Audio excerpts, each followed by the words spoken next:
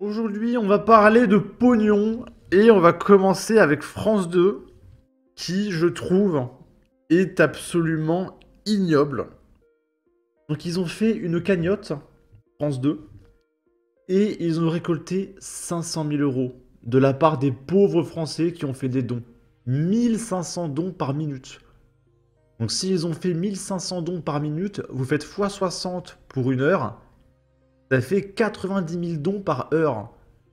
Donc c'est des dons entre 1 et 5 euros, c'est des petits dons, c'est des pauvres, d'accord, qui donnent. Et du coup, ils félicitent tout le monde, oui, félicitations, etc. Mais vous êtes France 2. Alors pour ceux qui ne savent pas, France 2, ils reçoivent 2 milliards 500 millions d'euros de subventions par an.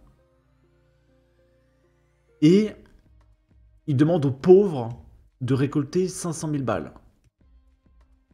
Et vous vous rendez compte, il n'y a que moi que ça choque ou... Les mecs, ils ont des milliards et ils te demandent aux pauvres de donner du pognon pour avoir un demi-million. Et vous vous moquez du monde, hein. France TV eux-mêmes, là, ils pourraient faire un don de 300 millions, hein, sans sourciller, hein. 300 millions, tu reconstruis Mayotte, hein. Du coup, c'est pour Mayotte les dons. Vous vous moquez du monde, c'est dégueulasse, hein.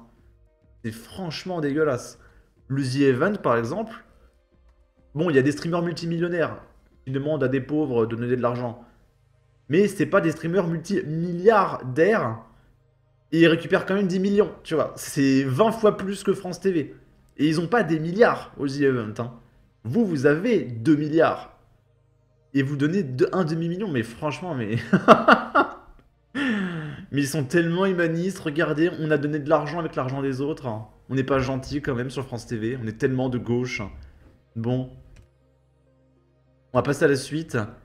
Là, c'est Anne Hidalgo. Insolite. Le voyage de Anne Hidalgo à Tahiti en 2023 aurait coûté 30 000 euros à la mairie de Paris en frais téléphoniques uniquement, hein. Là, on parle même pas du jet privé, de l'hôtel 5 étoiles quand on est arrivé, etc., hein. Car personne n'avait vérifié que son abonnement était compatible sur place, explosant la facture. Non, là, ça, c'est le gauchisme, c'est le socialisme. Continuez de payer vos taxes foncières et impôts locaux, chers parisiens. C'est pour les textos de Anne Hidalgo. 30 000 euros en appel à Tahiti parce qu'on n'a pas vérifié l'abonnement. Bravo, on a trouvé l'astuce pour faire un trou dans le budget de la mairie plus vite que le métro ne roule. Ici, c'est François Bayrou qui a utilisé un jet Falcon 7X présidentiel pour aller à Pau. Là en France, hein. Le mec a pris un jet privé pour aller d'une ville à l'autre. Pour assister au conseil municipal et voter une aide de 25 000 euros pour Mayotte. 20 000 balles. C'est moins que le salaire mensuel de François Bayrou, hein, qu'on se mette d'accord. Coût estimé pour 2 heures de vol, 12 000 euros, sans compter le coût de la sécurité et de l'équipe qui l'accompagne. Et puis quand François Bayrou a voté cette aide, il a dit oui, on est tellement gentil avec les Mahorais. Putain, 20 000 balles, quoi. 20 000 balles. Avec ça, tu fais quoi? Tu payes 2 bagnoles. Voilà.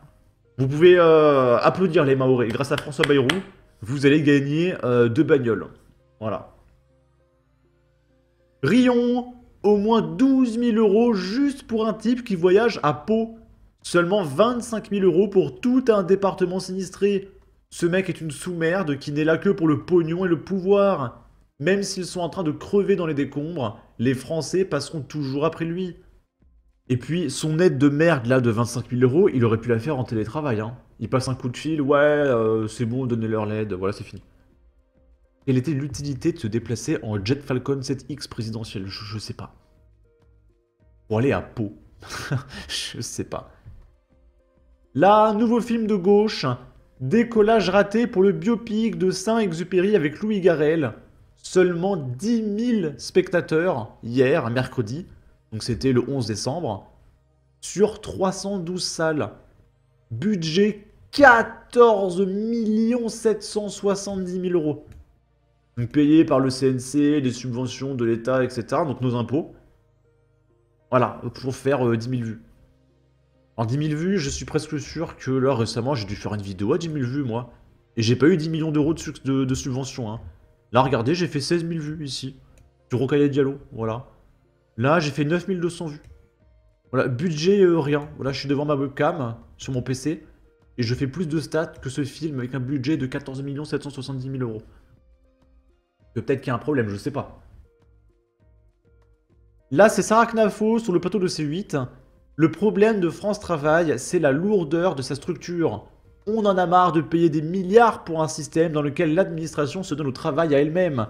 À la fin, plus personne ne s'y retrouve. Ni le chômeur, ni le conseiller France Travail. Le deuxième sujet, c'est l'indemnisation. Là, je vous dis, c'est 7000 personnes chez France Travail qui sont chargées de distribuer les indemnisations. Ça, c'est chaque personne qui cotise. C'est pas de l'argent gaspillé, c'est pas une gabegie de l'État. Tous les mois, vous payez des cotisations pour le moment où vous allez être au chômage. Ça n'est que justice de vous le rendre au moment où vous êtes au chômage. La question, c'est la lourdeur de la structure. Le budget de France Travail, c'est 43 milliards d'euros. Pourquoi? Parce que c'est nos cotisations qui vont dedans. À l'intérieur, de quoi je vous parle? Je vous parle de ces 4 milliards de fonctionnement. C'est pas normal que l'administration se donne du travail à elle-même. C'est l'administration qui fixe des règles d'éligibilité hyper complexes. Vous devez cocher des milliers de cases avant de recevoir cet argent. C'est là où il y a un problème. Et c'est là où on pourrait... Et quand j'ai fait ma transition de mon métier d'ingénieur à YouTube, du coup j'ai fait une transition à Pôle emploi, il y a des fois, je vous jure, il y a zéro exagération, j'avais fait un screenshot que j'avais envoyé à un pote, il y a Pôle emploi à un moment donné qui m'a demandé 41 papiers. 41.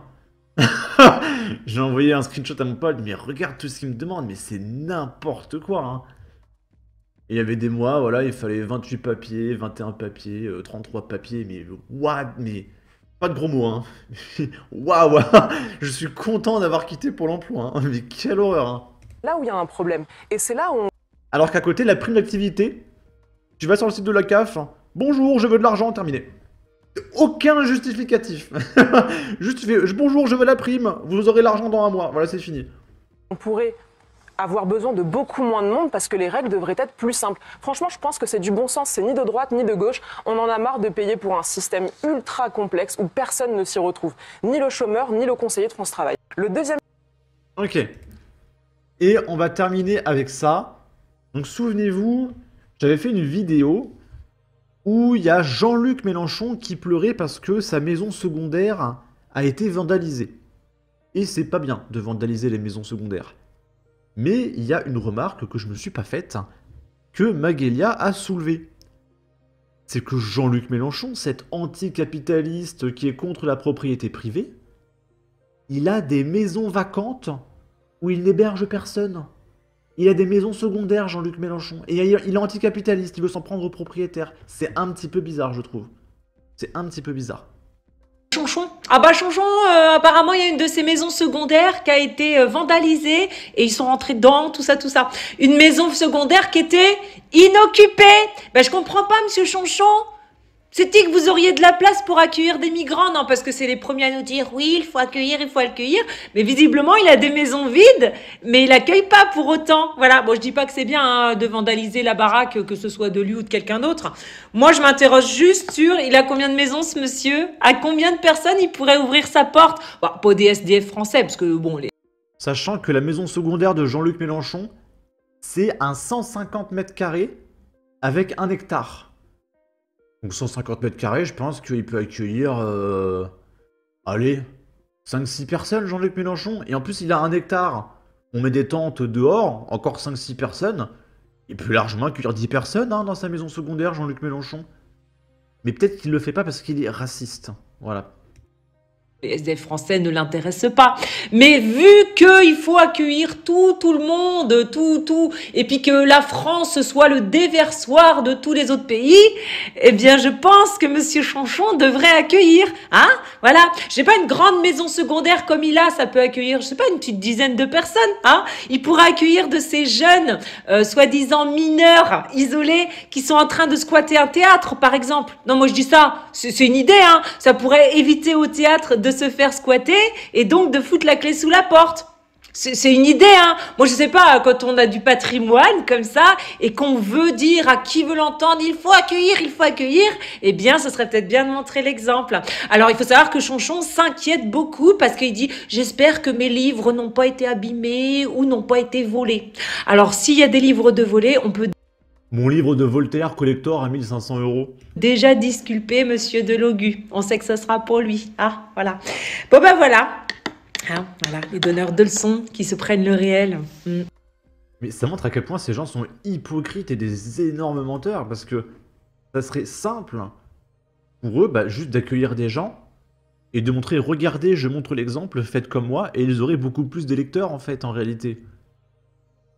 Donc s'ils le font pas, c'est que vraiment ils ont horreur de ça, mais ils veulent te le faire dire aux autres. Je comprends pas trop le projet. Par exemple, il y a Eric Cantona, il y a très longtemps, il a payé de son propre pognon des logements pour accueillir des migrants. Donc c'est un mec de gauche qui est logique. Donc il va falloir m'expliquer c'est quoi le projet de la France Insoumise derrière. Très bizarre. Bon. Sur ce, n'hésitez pas à donner votre avis, votre opinion, à partager, liker, commenter, ça aidera au référencement de la vidéo sur YouTube. Abonnez-vous, suivez-moi sur Twitter, prenez soin de vous, salut!